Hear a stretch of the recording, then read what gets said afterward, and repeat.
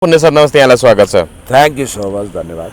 वेदिका केसी र राधिका दासी बीचको द्वन्द्व एक ढङ्गले सत्तामा आइराख्दाखेरि रातारात अब जस्तो जुलाई 20सम्म 20 तारिकसम्म वेदिका केसी आउने कुरा थियो, तर उनी त 17 तारिकमै आएर 19 तारिकमै राधिका दासी चाहिँ 20 तारिकसम्म आउने कुरा थियो। त्यसपछि म उनीसँग हिसाब किताब गर्छु भनेर वेदिका केसी एक ढङ्गले भनौँ न पोठीजोरी खेल्ने जस्तो तरिकाले उहाँले अभिव्यक्ति दिँदै हुनुहुन्थ्यो, तर राधिका दासी त रातारात 17 तारिकमै उहाँ आएको भन्ने कुरा छ। आएर चाहिँ प्रकाश सुवेदी जो रजतपथ अङ्कल भन्ने उहाँले च्यानल चलाउनुहुन्छ, उहाँसँग रातारात अन्तर्वार्ता सुटुक्क अन्तर्वार्ता दिएको कुराहरू आयो। यता फेरि राधिका दासीले भने विभिन्न वेदिका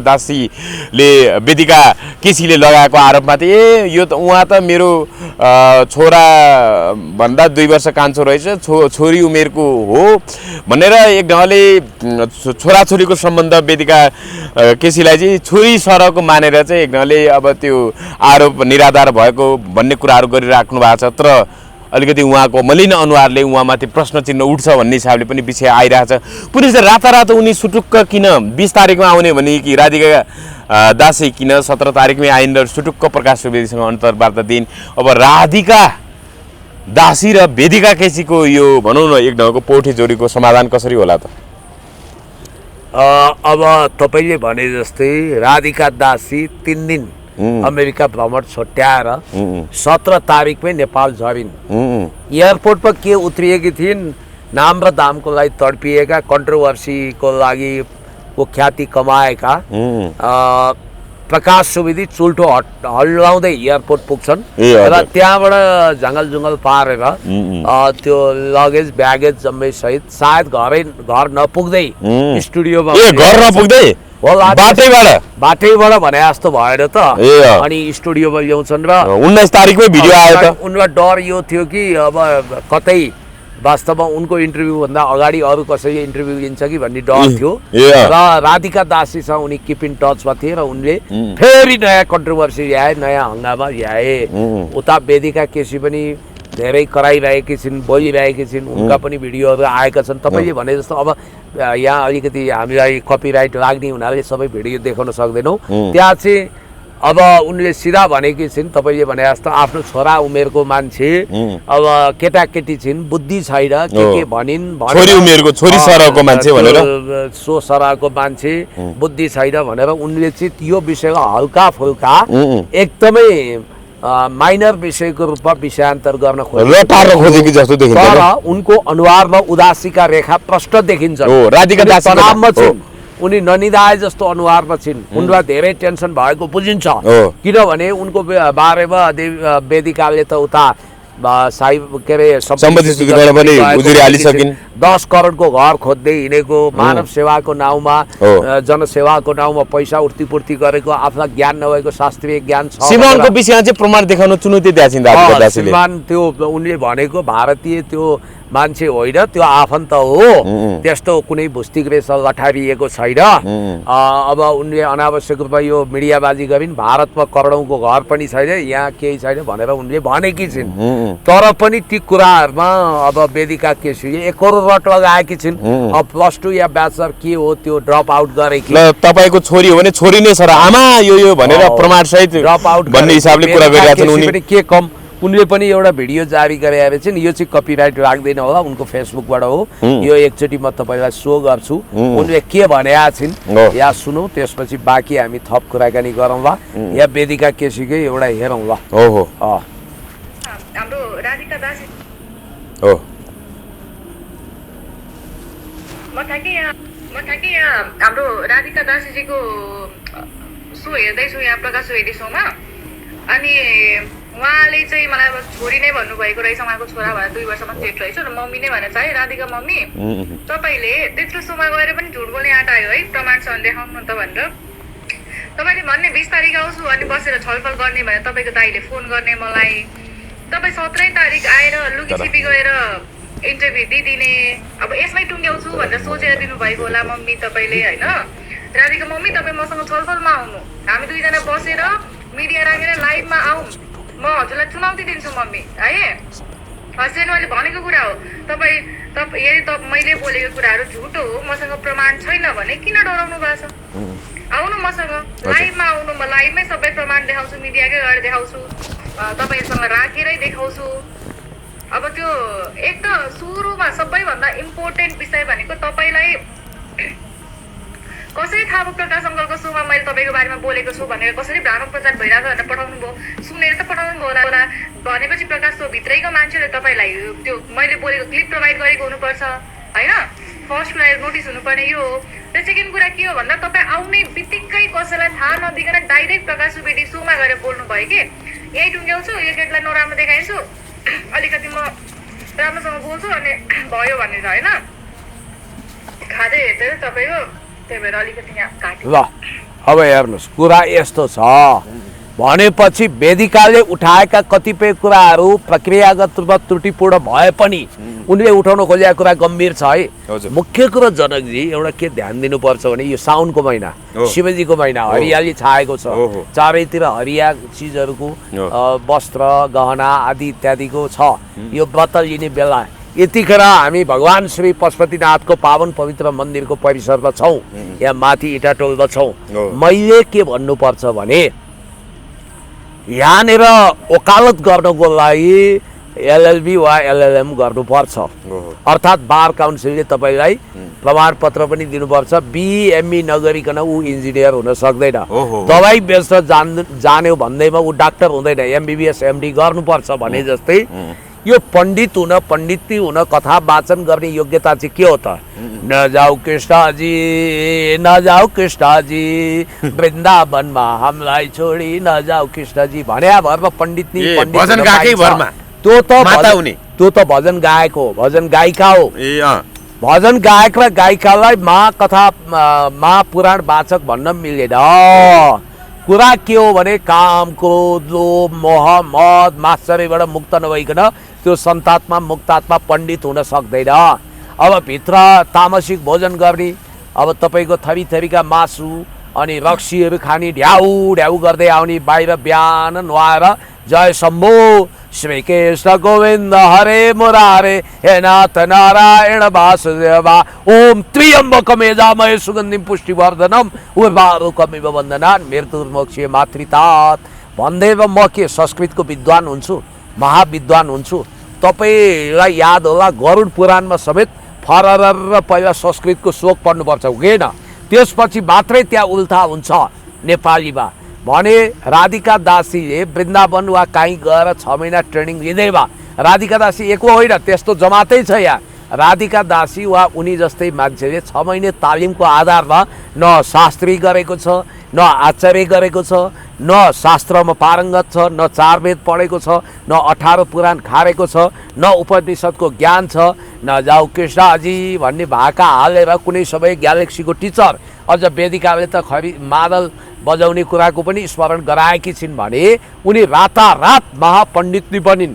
यहाँनिर प्राध्यापक डाक्टर रामचन्द्र गौतम अनि त्यसपछि कमल नयनचार्य गौतम अनि दिनबन्धु पोखरेलको मान्यता छैन, उनीहरू फिक्का छन्। खोटो सिक्काले असल सिक्काको विस्थापन गर्छ भन्ने ग्रेसमको थ्योरी छ नि, त्यो अनुसार नक्कली पण्डित पण्डितीहरू यसै पनि रजस्वला भएको मेन्सुरेसन पिरियड भएको नारीले व्यासासनमा बसेर पण्डित बन्न पाइँदैन भन्ने एउटा वैदिक परम्परा छ। त्यो विपरीत कसरी चाहिँ एउटा पुराण भनेको 40 लाख लिने पैसाको यो ऊ ए बाबा म तपाईँलाई के भन्छु भने असली आध्यात्मिक हुनको लागि त तपाईँसँग चरित्र व्यक्तित्व कृतित्व चाहिन्छ। र अर्को कुरो शास्त्री यानि कि ब्याचलर अथवा संस्कृतमा आचार्य अर्थात् मास्टर्स गरेको योग्यता नभइकन संस्कृतको श्लोक वाचन नगरिकन 7 दिनसम्म कसरी तपाईँ पण्डितनी बनेर बस्न सक्नुहुन्छ? भगवान्लाई ढाट्न सकिन्छ, मान्छेलाई त बेवकुफ बनाउन सकिएला। व्यासासनमा बसेपछि उसँग शास्त्रको ज्ञान हुनुपर्छ, उसले त्यो टीकाको व्याख्या गरेर मात्रै हुँदैन, त्यहाँ लेखिएको संस्कृतका श्लोकहरूको विषयमा उसलाई जानकारी हुनुपर्छ। मेरो विचारमा राधिका दासी र उहाँहरू जस्तो व्यक्तिको शास्त्रमा कुनै पहुँच छैन। अब वेदिका केसी हाइलाइट हुन खोजिन् वे, अब उनी मिडियामा आउन खोजिन्, चर्चित हुन खोजिन्, यो माने मैले। अब यहाँ कहाँ तपाईँको खलासी काम गरेर गाडी ढ्याप ढ्याप गरेर हिँडे मान्छे हिजो हामीसँग क्यामेराको पछाडि भागदौड लगाउने मान्छे अब अहिले आएर कताबाट बनझाँक्रीले लगेर रिठे झाँक्री वा नास्त्री दमस्त्री बनाएर पठाए जसरी झाँक्री बनाएका छन्, मसान साधना गर्छु भन्छन्, उता माता रे फेरि बाबा रे। अरे भाइ के हो हुन त बिचरा त्यो पाथीभरा मातालाई पनि विष खान अभिशप्त भइछन् उनी होइन। अब राधिका दासी र वेदिका केसीको भेटमा कस्तो संवाद होला त पुण्य सर? हो प्रकाश सुवेदीजी, तपाईँले जीवनमा होइन उहाँले त भेटाउने प्रयास गर्नु होइन, म भन्छु जीवनमा उहाँले गरेको पहिलो र अन्तिम नै होला त्यो सायद राम्रो काम भनेको पवन मैनालीलाई लाइमलाइटमा ल्याएर सहयोग जुटाउन मद्दत गर्नु हो। अब प्रकाश सुवेदी शोमा वेदिका केसी र राधिका दासी सँगै राख्नु एउटै फ्रेममा ल्याउनु पर्यो, सँगै राख्नु पर्यो, डिबेट गराउनु पर्यो, दुधको दुध पानीको पानी छुट्याउनु पर्यो। होइन भने यो बेकार समाजलाई भ्रमित पार्न पाइँदैन मेरो विचार। वेदिका पनि सुन्नु न, उनी पनि +2 वा ब्याचलरसम्म त्यो ऊ गरेको ड्रप आउट गरेको हो, उनको पनि शास्त्रीय ज्ञान छैन। अझ उनी त ब्राह्मण क्षेत्री समुदायको हो नि, उनले रक्सी चढाएकी छिन् भगवानको फोटोमा भन्ने कुरो पनि भिडियोमा आइरहेछ। त्यस कारणले गर्दाखेरि यो दुई महिलाहरूको यो भाले जुदाई पोथी जुदाई किन भयो भनेर पनि कतिपयले यहाँ भनिरहेको होइन। राधिका दासीले चाहिँ एउटै मायकीहरूमा एउटै धार्मिक अनुष्ठानका कार्यक्रमहरूमा 40औं लाख 50औं लाख लिन्छन् भन्ने कुराहरू आइराख्दाखेरि उहाँले प्रकाश सुवेदीसँगको कुराकानीमा चाहिँ यो चाहिँ पहिला आयोजकले हामीसँग संवाद गर्नुहुन्छ, कुराकानी गर्नुहुन्छ, अनि उहाँले भनेको कुरालाई नै अब एउटा सहमति भएर जान्छु, मैले यसरी यति नभई आउँदिनँ भने जस्तो त्यसको डिमान्ड गर्ने 40औं लाख 50औं लाख लिने कुरा होइन। त्यो त अब होइन आफ्नो खर्च पुग्ने हिसाबले लिने हो भन्ने हिसाबको कुरा गर्नुभएको छ। कति लिनुहुन्छ होला त्यो चाहिँ ठ्याक्कै भन्नु होइन। यो धार्मिक क्षेत्रमा धेरै ठुलो विकृति आयो। म राधिका दासीजीको विरोधी होइन, उहाँ कुनै समय सङ्गीत टिचर हो, ग्यालेक्सीमा पढाउनुहुन्थ्यो, दुनियाँलाई थाहा छ सङ्गीत पढाउनुहुन्थ्यो। उहाँको औपचारिक पढाइ शास्त्रीय छैन, उहाँले संस्कृत पढेको होइन, यो दुनियाँलाई थाहा छ। उहाँ कसरी महापण्डित नि बन्नुभयो, मोटिभेसनल स्पिकर होला अथवा उहाँ चाहिँ भजन गायिका होला, उहाँ पण्डित नि बनेर व्यासासनमा 7 दिनसम्म श्रीमद् भागवत कथा वाचन कसरी गर्न सक्नुभयो यसको जवाब चाहियो। उहाँ मात्रै होइन, यो भारतमा पनि मोदीको गुणगान गाउने, बिजेपीको गुणगान गाउने थुप्रै टपोरीहरू पण्डित पण्डिती भएका छन्। राम रहिम बाबा रक स्टार जस्ता थिए, अहिले जेलको तिहार जेलको चक्की पिस्दैछन्। अब आसाराम बापुले त आफूलाई भगवान नै साबित गराएका थिए, अहिले तिहार जेलमा छन्। यो धर्मको नाउँमा विकृति गर्ने, ठगी धन्दा गर्ने, जनता झुक्क्याउने, ठग्ने, आफूलाई भगवान साबित गर्ने यो धेरै छन्, धेरै। त्यो बागेश्वर धाम बाबा भन्ने एउटा चटकी पनि यहाँ आएको थिए। यस प्रकारले वास्तविक शास्त्रीय ज्ञान नभएका, शास्त्रको गहिरो ज्ञान नलिएका यस खालका धन्दा सेठहरू फटिचर मान्छेहरू धेरै छन्। म पहिलो कुरो के भन्छु भने भारतमा के भयो छोडिदिनुहोस्, तर नेपालमा कमसे कम तपाईँ यदि पण्डित हुनु छ भने तपाईँसँग वेदको ज्ञान हुनु पर्यो। स्वामी प्रपन्नचार्य भन्ने नि काले राईले 4 वेद 18 पुराण खारेका थिए। अनि तपाईँसँग योगी नरहरिनाथको जस्तै क्वालिटी चाहिन्छ सबैमा भन्न खोजे होइन, ऊ संस्कृत वा शास्त्री वा आचार्य हुनु पर्यो।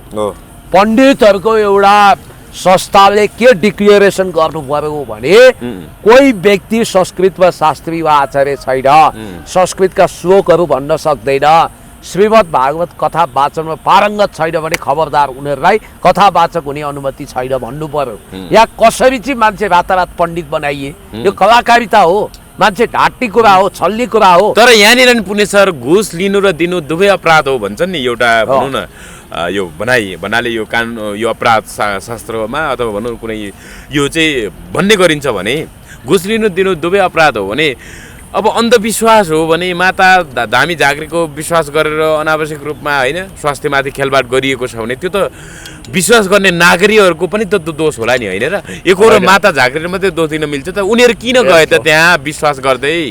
यस्तो हो कि मान्छे धेरै सोझा हुन्छन्, थाहा हुँदैन, कच्चा वैद्यको मात्रा भने जस्तो मान्छेको सेन्टिमेन्टसँग खेल्ने, मान्छेको भावनासँग खेल्ने, मोटिभेसनल स्पिकर वा भजन गायक गायिकालाई नि पण्डित पण्डित भन्ने भ्रम पार्ने, असली पण्डित त अहिले रोएर बसेका छन्, शास्त्रको दुरुपयोग भयो भनेका छन्, तामसिक भोजन गर्ने, अब माछा मासु खाने, यस प्रकारको हिंसक क्रियाकलाप गर्ने मान्छे पण्डित भएका छन्। नक्कली पण्डितहरू, ग्रेसमको एउटा थ्योरी छ नि त अर्थशास्त्रमा, असली सिक्कालाई खोटा सिक्काले विस्थापन गर्छ भने जस्तो। या त आफूलाई आलु जस्तो गायक भन्ने दुर्गेशले आनन्द कार्की रामकृष्ण ढकाललाई छायामा पार्ने अब तपाईँको त्यो मास्टर नि जस्तो विकृत गीत निकाल्ने अहिले त हटाएछन् ठिकै भयो प्राइभेटमा राखेका छन् अनि त्यो बेला पब्लिक हुन सक्छ हेर्नुहोस् त विकृति एउटा शिक्षकको इमेज त्यो हुन्छ भल्गर हुन्छ सेक्सी र बोल्ड अवतार हुन्छ गुरुआमा भनेको एउटा पवित्र व्यक्तित्व हो अब त्यहाँ त्यो दुरुपयोग गर्ने यो रोग यो विकृति चाहिँ उता दक्षिणी वायु भएर नेपालमा भित्रिएको हो भारतबाट भित्रिया हो ऊ भारतमा पनि देख्नु भएन कक्रोच जनता पार्टी भनेर त्यहाँ तपाईँको हङ्गामा सुरु भइसक्यो मोदी बाल ज्यान जोगाएर आज संसद भवनबाट सुइँकुच्चा हो यो छिमेकमा पनि तनाव छ किनभने नेपालमा हिजो डिप स्टेट मार्फत जे परिवर्तनको नाउँमा हिंसा मच्चाइयो त्यो रोगले भारतमा पनि छुन सक्छ नेपालमा अस्थिरता मच्चाएको पाप त कराउन सक्छ नि उसलाई पनि मोदीलाई पनि त्यसकारण अब विषयवस्तुमै आउँ वेदिका केसीले उठाएका कुराहरू व्यक्तिगत तहमा आए उठाउनु पर्ने धेरै कुराहरू छ जस्तो ओशो रजनीशको नाउँमा बुद्धको नाउँमा ठगी गर्ने व्यभिचार गर्ने भ्रष्टाचार गर्ने अरबौंको सम्पत्ति कुम्ल्याउने कति छन् धार्मिक पण्डाहरू जसले धर्मको आडमा आफ्ना भगवान वा देवादिदेव महादेव सोचेर सर्वसाधारणलाई शोषण गर्छन् धर्मको नाउँमा मान्छेलाई बेवकुफ बनाउँछन् कच्चा वैद्यको मात्र एमोपुरीको जात्रा भने के हो भने औषधि गर्न नजान्ने वैद्यले दिएको औषधिको कारण मान्छेको ज्यान खतरक्क हुन सक्छ भने जस्तै यो ज्ञान विवेक चेतना शास्त्रीय ज्ञान नहुने कसरी चाहिँ उनीहरूले त्यो कथा वाचन गरेर त्यो पूर्णता गर्न सक्छन् फेरि श्रीमद् भागवत कथा वाचन भनेको अगति परेर बसेका आत्माहरू तडपिएका आत्मा स्वर्ग जान नसकेका प्रेत भएर बसेकाहरूको मोक्षको लागि गरिने कथा वाचन हो त्यस्तोमा खेलवाड गर्न पाइन्छ 7 दिनसम्म भन्ने सप्ताह पुराणमा यस खालका तपाईँको टपरटुइया ज्ञान भएका मान्छे लाल बुजा कडवा लान मिल्छ त्यस कारणले हैन सबैलाई एउटै डालोमा हालेर हैन भनौँ त्यो ढङ्गले लिन पनि नमिल्ला सबै माता झाँक्रीहरू फेरि ठगे हुन् त पुण्य सर सबैलाई भनेको छैन हैन कोही त फेरि सन्चो बनाएको कुराहरू नि आउँछ के हो त्यो डाक्टरसँग पुगेर सन्चो नभएका मान्छेहरू माता झाँक्रीसँग पुगेको त्यो हड्डी हल्लाएको कुराहरू आउँछ त्यतिका त्यो सेटिङ हो त्यहाँ स्क्रिप्टेड भिडियो म अलिकति यो पुराण कथामा केन्द्रित होइन मन्त्रले हड्डी हल्लाउँछन् फुई फुई त्यो त के हो के त्यो नाटक जादुगरी त्यो मलाई मतलब पनि छैन यो जस्तो 11 वर्षीय बच्चा पुराण कथा वाचन गर्ने भनेका छन् के भनेका छन् मजाक हो ठट्टा हो मैले भनिहालेँ शास्त्री गर्ने आचार्य गर्ने व्यक्ति पनि सबै पण्डित हुन सक्दैनन् त्यसमा अब जस्तो मलाई ज्योतिष शास्त्रमा गहिरो अध्ययन छ मसँग ज्ञान छ अब अहिले आफू ज्योतिषी भन्न नजान्ने ज्योतिष हुँ भन्ने तर पैसा छापिरहेका मान्छे देख्नु भएको छ यस्तो विषयमा त मैले उहिलेदेखि भण्डाफोर गरेको यो नक्कली झाँक्री नक्कली बाबा नक्कली माता आदि इत्यादिको विषयमा त तपाईँहरूको मिडियामा मैले उहिलेदेखि एकदम तथ्यपरक आलोचना गरेर कतिको मुखौटो पनि उतार्दिएको छु तपाईँलाई एउटा कुरा भन्छु यहाँ सवाल राधिका दासीको मात्रै होइन राधिका दासीले त अब भनौँ न अब प्रमाणित गर्न चुनौती विवाह आरोपबारे प्रमाणित गर्न चुनौती नै त्यहाँ छ वेदिका केसी अब वेदिका केसीले के अब राधिका दासी विरुद्धको आरोप प्रमाणित गर्न सक्निन् त अब उनीहरूको निजी कुरा हो पर्सनल कुरा हो अब के छ आरोप कसो छ धेरै कुरा त आइसकेको छ होइन अब कता कता उजुर बाजुर गर्ने कुरा कोही साइबर जाने कोही सम्पत्ति शुद्धिकरण जाने कुरा पनि आइसकेको छ मैले भन्न खोजे एउटा कुण्डली हेर्छु भन्ने ज्योतिष शास्त्र पढेको छु भन्ने मान्छेलाई 9 ग्रह के हो थाहा छैन जस्तो अष्टम भावमा के हुन्छ भाग्य भावमा के हुन्छ कर्म भावमा कस्तो ग्रह बस्यो भने के हुन्छ अनि 2070बाट हेर्ने कि त्रिभागीबाट हेर्ने कि तपाईलाई पनि धेरै ज्ञान जस्तो लाग्यो त साधारण यो माता झाँक्रीहरू भन्दा त पुण्य छ कता हो कता तपाई पनि झाँक्री त भन्नु जान्न म काशी जाने कुत्तीको बाटो हिँड्दिनँ मैले भनिनँ म आफू सप्ताह कथा वाचन सप्ताह पुराण वाचन गर्न सक्दिनँ म किनभने ममा त्यो नलेज छैन तर ज्योतिष शास्त्र सम्बन्धी चाहिँ मेरो हिडन ट्यालेन्ट तपाईँहरूलाई पनि थाहा छ मैले भनिहालेँ 2070बाट हेर्ने कि योगिनी दशाबाट हेर्ने कि त्रिभागीबाट हेर्ने कि अथवा योगिनी दशामा पनि सिद्धाको समयमा के हुन्छ सिद्धा सङ्कटा उल्का भद्रिका चन्द्रमा होइन विभिन्न हुन्छ नि मङ्गला पिङ्गला धान्य आदि इत्यादिको बारेमा यहाँ थाहै छैन 9 ग्रह जस्तो सूर्य शनि बृहस्पति शुक्र बुध राहु केतुको बारेमा थाहै छैन अनि त्यति मात्रै होइन कसको कुण्डलीमा के भाव कुन भावमा कुन ग्रहको भाव कुनमा बसेको छ भन्ने थाहा नहुनेहरू ठुला पण्डित ज्योतिष भएका छन् यो नक्कली कलीको जगजगी भएको देश हो अब यहाँ के भन्नु छ र राधिका दासी र यो वेदिका केसीले त मसँग छलफलमा आउनुस् म तपाईलाई प्रमाण देखाउँछु भनेर ओपन च्यालेन्ज दिनुभएको छ।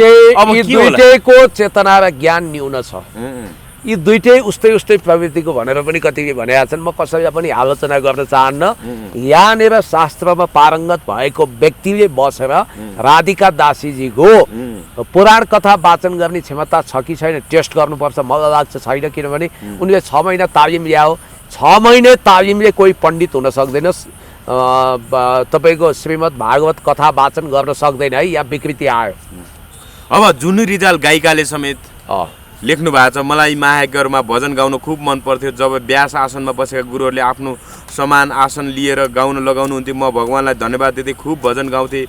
देवघाटमा क्लासिकल गुरु चण्डी काफ्लेज्यूहरूसँग नि गाएको थिएँ। पुराणमा दानका कुराहरू हुन्थ्यो, सक्नेले धेरै नसक्ने 5 रुपियाँ भयो भने दान स्वरूप दिन्थे। महायज्ञ अलिक कम लाग्थ्यो, त्यो बेला घर घर पुराण ल्याउने चलन थियो। अहिले विभिन्न प्रायोजनमा पुराणहरू लाग्ने गरेका छन्। वाचक वाचिकाहरूलाई विभिन्न प्रश्न उठ्न पनि थालेको रहेछ।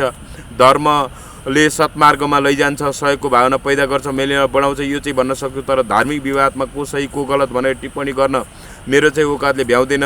सबैको जय होस्, मङ्गल होस् भन्नुभएको छ। उहाँले राधिका दासीको फोटो सहित तस्बिर हालेर के भन्नुहुन्छ? जुनु रिजाल सुन्नु, अहिले एउटा मित्र आउँदै हुनुहुन्थ्यो यहाँ, उहाँले भन्नुहुन्थ्यो जेबी समेत कथा वाचक भयो त हुन नपाउने हो र उहाँ योग्यता चाहिँदैन। कस्तो कुरो, उहाँ गायिका हो, भजन गायिका हुनु र पुराण कथा वाचक हुनु फरक। राधिका दासीले आफ्ना पुराण कथा वाचकको रूप प्रस्तुत गरिन् के, जोसँग न शास्त्री छ न आचार्य।